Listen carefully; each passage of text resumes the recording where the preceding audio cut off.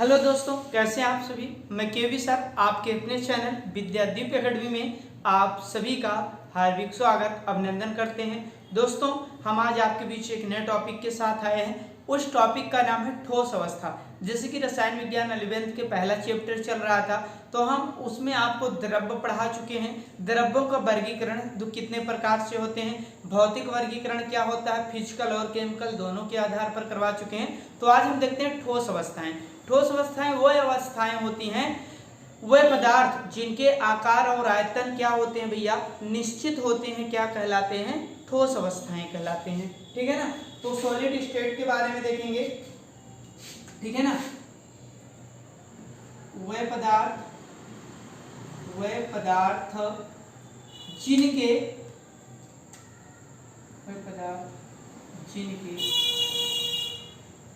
आकार और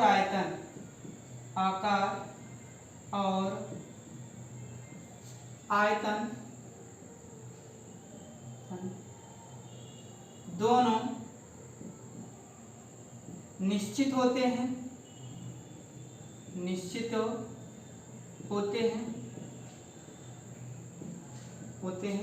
ठोस अवस्था कहलाते हैं। ठोस अवस्था कहलाते हैं, ये ठोस अवस्था कहते हैं।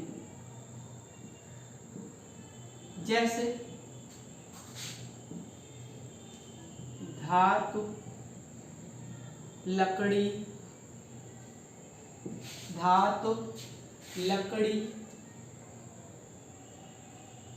लिख लीजिए, ठीक है ना। धातु, लकड़ी, ठीक है ना। और क्या लिखेंगे, पत्थर, ईंट आदि क्या हो जाएंगे भैया, ये सब ठोस अवस्थाएं होती हैं। वे पदार्थ जिनके आकार और आयतन क्या होते हैं, निश्चित होते हैं, क्या कहलाते हैं, ठोस पदार्थ कहलाते हैं। ठोस पदार्थ के इनके गुण देखेंगे। गुण देखिए, ठोस पदार्थ के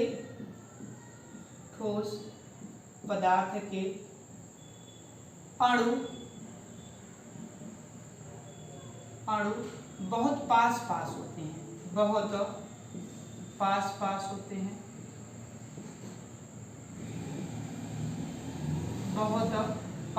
होते हैं, क्यों? क्योंकि दोनों एक दूसरे से बहुत ही जुटे होते हैं, इसलिए इस पर सामान्य दाब का कोई प्रभाव नहीं पड़ता है।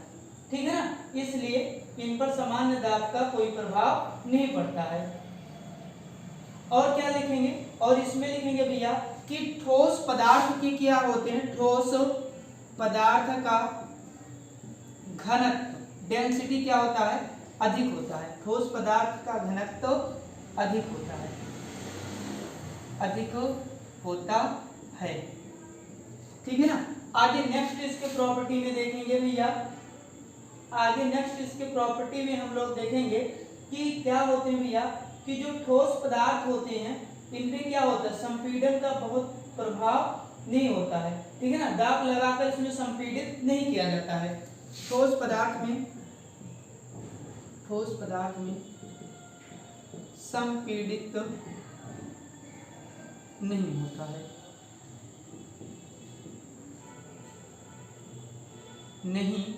है, संपीड़ित का मतलब क्या है, किसी भी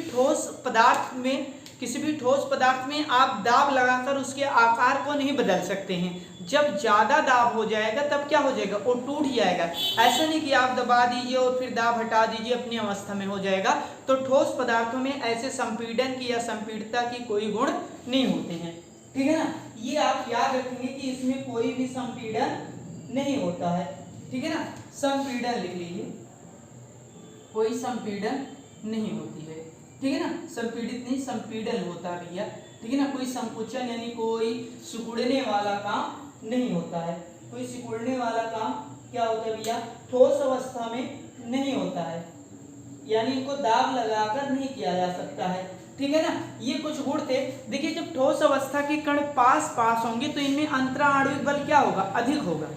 इनमें अंतराणविक बल क्या होते हैं, अधिक होते हैं। जब किसी भी ठोस अवस्था के अणु पास होते हैं तो उनको जल्दी से क्या किया जा सकता है, तोड़ा नहीं जा सकता है, क्योंकि उनके जालक जैसे ये कोई कण है तो ठोस अवस्था के कण इतने गठिन होते हैं, इतने पास होते हैं कि इनको तोड़ा ही नहीं जा सकता है। ऐसा नहीं कि तोड़ा नहीं जा सकता है, एक बल लगेगा तो ये टूट जाएंगे, क्या होगा, टूट जाएंगे। लेकिन टूटने के बाद इससे नहीं है कि इस पर आप ऐसे बल लगा दीजिए और इनका आकार ऐसा हो जाए, ऐसा हो जाए, ऐसा नहीं है। तो इसी को बोलते हैं संपीड़न यानी सिकुड़ना। जिसे स्प्रिंग को दबा दीजिए और छोड़ दीजिए अपनी अवस्था में वापस लौट आता है। तो ठोस पदार्थों में ऐसा नहीं कि आप दाब लगा दीजिए और वो क्या हो जाएंगे, वापस हो जाएंगे। तो ये तो था भैया ठोस अवस्था। देखिए ठोस अवस्था के अणु पास होते हैं तो इसका मतलब है बहुत ही पास होते हैं, लेकिन दरों में क्या होंगे, थोड़ा दूर होंगे। गैस में बहुत ही दूर हो जाएंगे, गैस में क्या हो जाएंगे, बहुत ही दूर हो जाएंगे।